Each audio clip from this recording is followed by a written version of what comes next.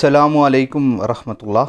भाई ज़ुल्करनैन साहब लोरा से सवाल करते हैं कि नमाज में मुख्तलिफ़ किस्म के वसवसे आते रहते हैं, इनके असबाब और इनकी वजह से नमाज में कोई खलल पड़ेगा या नहीं, इसका जवाब दे दीजिए।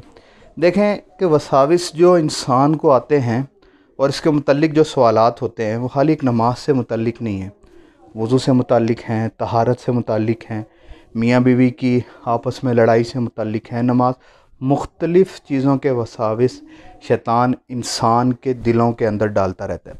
सबसे पहले हम देखते हैं कि नबी करीम सल्लल्लाहु अलैहि वसल्लम वसाविस के बारे में फ़रमाते क्या हैं।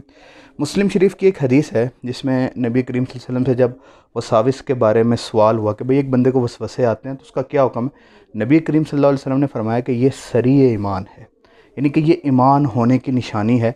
जिसका मतलब ये है कि चोर डाका वहीं डालता है कि जहाँ कुछ ना कुछ माल मौजूद हो। लिहाजा मोमिन जो आदमी होगा उसके ऊपर वसाविस का हमला शैतान ज़रूर करेगा। अब ये मोमिन पर है कि उसने इन वसवसों से बचना है। इस तरह एक बुखारी शरीफ की हदीस है जिसमें नबी करीम सल्लल्लाहु अलैहि वसल्लम का इरशाद है कि जब तक वसवसा, फ़र्ज़ करें कि एक बंदे के ऊपर शैतान आया, नाउज़ बिल्लाह उससे कहता है कि अल्लाह ताला को गाली दो, नाउज़ बिल्लाह उसको कहता है कि नबी करीम सल्लल्लाहु अलैहि वसल्लम का इनकार करो, उसे कहता है भाई दीन की किसी गुस्ताखी करो, उसके जहन के अंदर वसवसे डाली जा रहा है। तो जब तक उन वसवसों को वो रोक कर रखता है, ज़बान से उनका तकल्लुम नहीं करता या अपने आमाल से उस चीज़ को ज़ाहिर नहीं करता, तो उन वसाविस का कोई भी एतबार नहीं है। ये वाज़ेह हदीस मौजूद है बुखारी शरीफ के अंदर।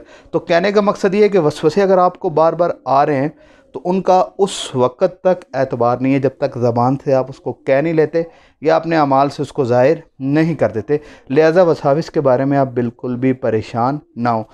इसके बारे में नबी करीम सल्लल्लाहु अलैहि वसल्लम की तालीमात ये भी हैं कि जब वसाविस आएँ तो इंसान को चाहिए कि आमनतु बिल्लाहि व रसूली, नमाज आए तो उसके बाद औज़ु बिल्लाहि, नमाज के अंदर नहीं, बाद में औज़ु बिल्लाहि मिनश शैतानिर रजीम पढ़ ले और वला हौला वला कुव्वता, ये दुआएं बार बार पढ़ता रहे। नमाज के अंदर वसाविस का आना बुरा नहीं है, ये बात याद रखिएगा, क्योंकि वसाविस शैतान लाएगा। वसाविस को लंबा नहीं करना, आपने नमाज से वसाविस को दूर करना है। इसका बेहतरीन तरीका ये है, जब आप नमाज़ पढ़ने के लिए खड़े हों तो आप ये तसव्वुर करें कि मैं अल्लाह ताला को देख रहा हूँ। अगर ये तसव्वुर नहीं हो सकता तो ये तसव्वुर करें कि अल्लाह ताला आपको देख रहे हैं। बकाया उन वसवसों को लंबा ना करें क्योंकि वो उससे नमाज के अंदर खलल वाक़ होगा जो शरन दुरुस्त नहीं है। इसी तरह वसाविस को अब नमाज से दुरुस्त कर दें। अब आप रहा आपका ये सवाल कि नमाज में जो वसवसे आते हैं, इसका जवाब हो गया कि बुरा नहीं है, वसवसे का आना बुरा नहीं है, लेकिन वसवसे को आगे लेकर नहीं जाना, उसको वहीं से आपने ख़त्म कर देना। इस तरह वज़ू के अंदर आपको वसवसे आएंगे कि भाई आपका वज़ू नहीं हुआ, आपने पूरा चेहरा सही तरह से नहीं धोया।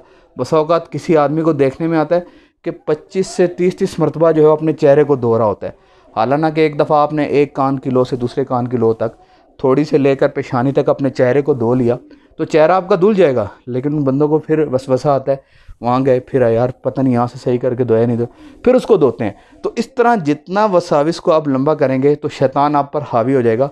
वसवसे को आपने हावी नहीं होने देना। एक दफ़ा मुंह धो लिया तो वज़ू आपका मुकम्मल हो गया।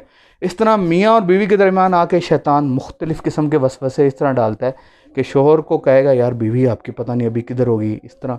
तो इस तरह उनके दरमियान लड़वाता रहता है। लिहाजा जब तक कोई अमल आप अपनी आँख से देख ना लें, किसी चीज़ को देख ना लें, उस वक़्त तक आपने उस वसवसे का जो है वो एतबार नहीं करना। बकाया इसकी कौन सी दुआएं हैं वो माक़बल में हमने बयान फरमा दी मुख्तसरन के वला हौला वला कुव्वता। इसी तरह औज़ु बिल्लाहि मिनश शैतानिर रजीम, आमनतु बिल्लाहि व रसूलिही, ये वसाविस से मुतल्लिक़ मुख्तसर सा एक वीडियो क्लिप था। इससे मुतल्लिक़ अगर आपका कोई भी सवाल हो तो कमेंट बॉक्स के अंदर आप पूछ सकते हैं। जज़ाकल्लाहु खैर।